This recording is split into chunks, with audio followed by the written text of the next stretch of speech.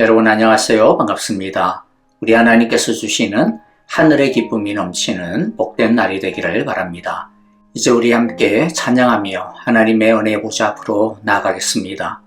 오늘 예배 가운데 우리 하나님께서 내려주시는 정오의 햇살 같은 은총이 가득하시기를, 우리 예수 그리스도의 강물 같은 보혈의 능력이 넘치시기를, 우리 성령님께서 주시는 샘물과 같은 시원함과 생명의 능력이 가득 넘치시기를 간절히 바라고 기도합니다. 함께 찬양하겠습니다.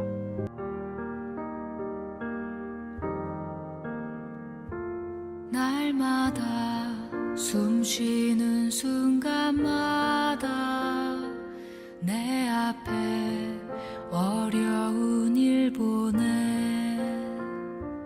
주님 앞에 이 몸을 맡길 때 슬픔 없네, 두려움 없네. 주님의 그 자비로운 손길 항상 좋은 것 주시도다. 사랑스레 아픔과 기쁨을, 수고와 평화와 안식을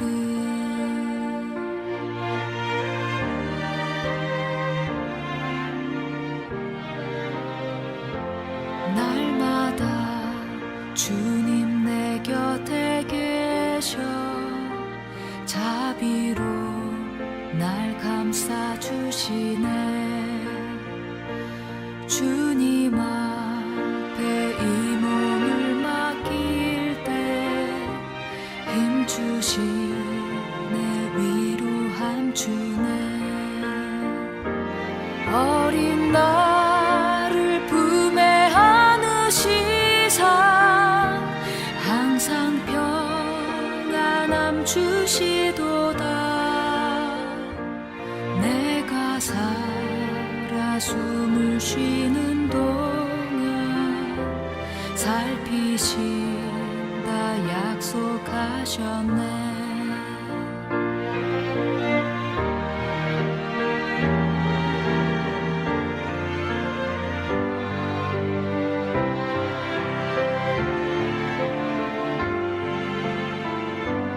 인생의 어려운 순간마다 주의 약속 생각해보네. 내 맘속에 믿음 잃지 않고 말씀 속에 위로를 얻네. 주님의 도우심 바라보며 모든 어려움 이기도다.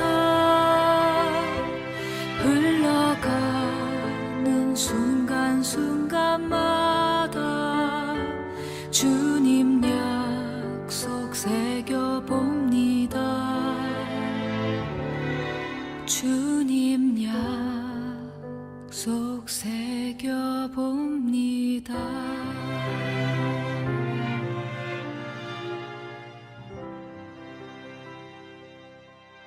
오늘 우리에게 주시는 하나님의 말씀은 다니엘서 5장 1절부터 12절입니다.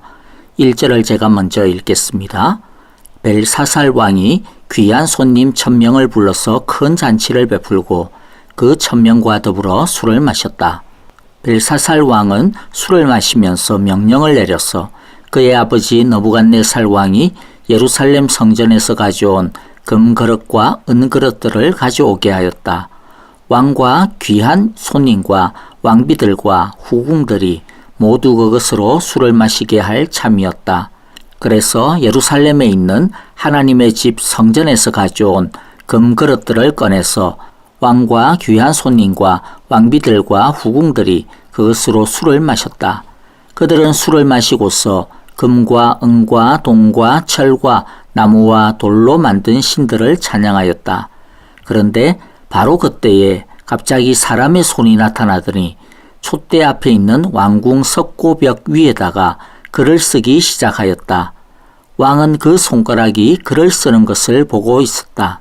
그러다가 왕의 얼굴빛이 창백해지더니 공포에 사로잡혀서 넓적다리에 힘을 잃고 무릎을 서로 부딪히며 떨었다. 왕은 큰 소리로 외쳐서 주술가들과 점성술가들과 점성가들을 불러오게 하였다. 그들이 들어왔을 때에 그는 바빌론의 지혜자들에게 말하였다. 누구든지 이 글자를 읽고서 그 뜻을 나에게 알려주는 사람은 자색 옷을 입히고 금 목걸이를 목에 걸어주며 이 나라에서 셋째 가는 통치자로 삼겠다. 왕궁 지혜자들이 모두 나왔으나 아무도 그 글자를 읽는 사람이 없었고 그 뜻을 왕에게 알려주는 사람도 없었다. 벨사살 왕은 크게 낙심하여 얼굴빛이 변하였고 손님들도 당황하였다. 왕과 귀한 손님들의 고함 소리를 듣고서 왕의 어머니가 연회장으로 들어왔다. 왕의 어머니가 왕에게 말하였다. 임금님의 만수무강을 빕니다. 임금님은 너무 번민하지 마시고 얼굴에서 근심을 떨쳐버리시기 바랍니다. 임금님의 나라에 거룩한 신들의 영을 받은 한 사람이 있습니다. 그는 임금님의 아버지 때에 명철과 총명과 신들의 지혜와 같은 지혜를 가진 사람으로 알려진 인물입니다. 임금님의 아버지 느부갓네살 왕께서는 그 사람을 마술사들과 주술가들과 점성술가들과 점성가들의 우두머리로 세우셨습니다. 그의 이름은 다니엘입니다. 그에게는 탁월한 정신과 지식과 꿈을 해몽하는 총명이 있어서 수수께끼도 풀었고 어려운 문제도 해결했습니다.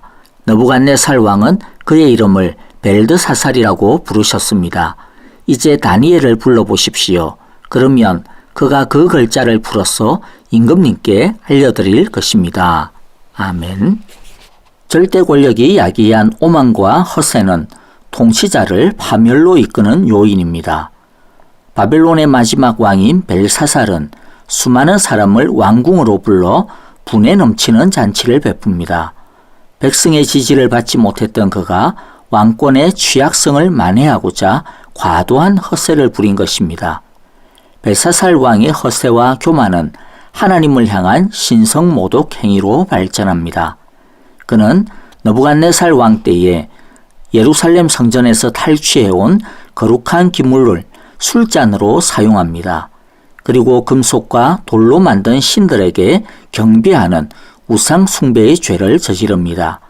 벨사살 왕의 악행에 대해 하나님은 즉각 반응하십니다. 벨사살 왕은 촛대 맞은편 벽에 글자를 쓰는 손가락을 목격합니다. 왕궁벽에 나타난 손가락은 다름 아닌 인류 역사에 섭리하시는 하나님의 손입니다. 하나님을 우습게 알고 하나님을 무시하는 것은 무서운 죄임을 우리는 알아야 합니다. 벨사살처럼 교만해서는 안 됩니다. 하나님의 거룩한 것을 더럽혀서도 안 됩니다. 하나님의 것을 마음대로 사용하면 안 됩니다. 하나님만을 의지하고 하나님만이 유일한 소망이 되심을 고백하고 인정하는 하루가 되기를 바랍니다. 하나님의 현현 앞에 죄인된 인간은 두려워 떨 수밖에 없습니다. 갑자기 나타난 손가락과 왕궁 벽에 쓰인 글씨로 벨사살 왕은 극심한 공포에 사로잡힙니다. 넓적다리에 힘을 잃고 무릎을 부딪히며 떠는 두려움은 거룩하신 하나님 앞에 선 나약한 인간의 반응입니다. 왕은 왕궁벽에 쓰인 글자를 보고 그것을 해석할 사람을 찾습니다. 하지만 어느 누구도 하나님의 그 지혜를 알려줄 사람은 아무도 없었습니다. 공포에 사로잡혀 있는 왕에게 왕의 어머니는 다니엘을 추천합니다. 벨사살 왕의 시대에 다니엘은 이미 잊혀진 존재였던 것 같습니다. 하나님은 다니엘을 그러나 다시 역사의 무대에 세우십니다.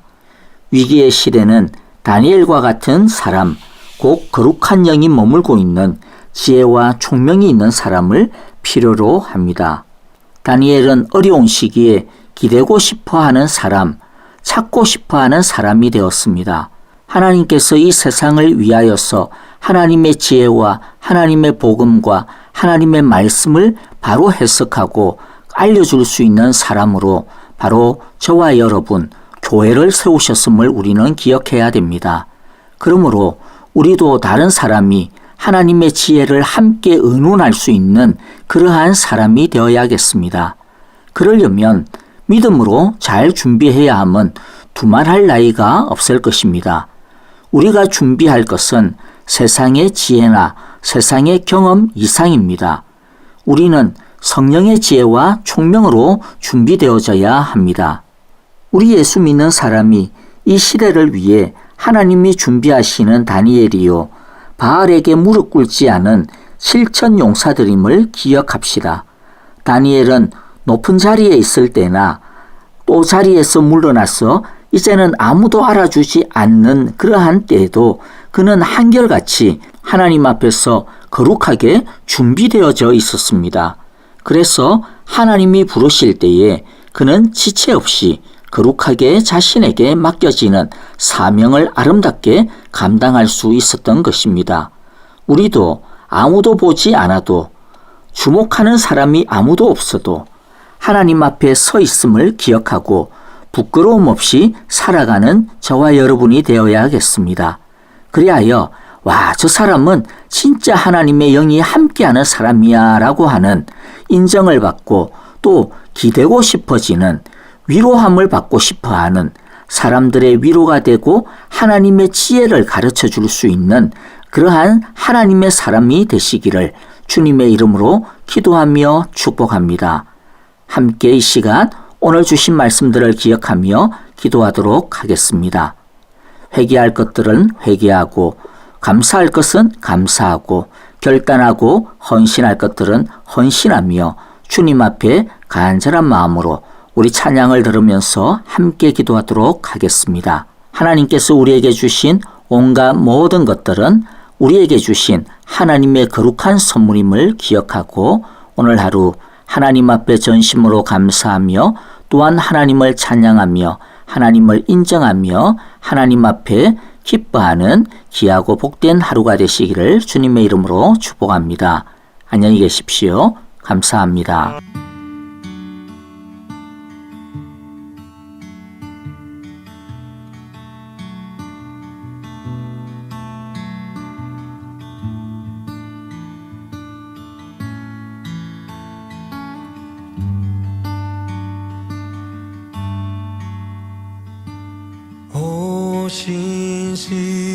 신실하신 주 내 아버지여 늘 함께 계시니 두려움 없네 그 사랑 병찬고 날 지키시며 어제나 오늘이 한결같네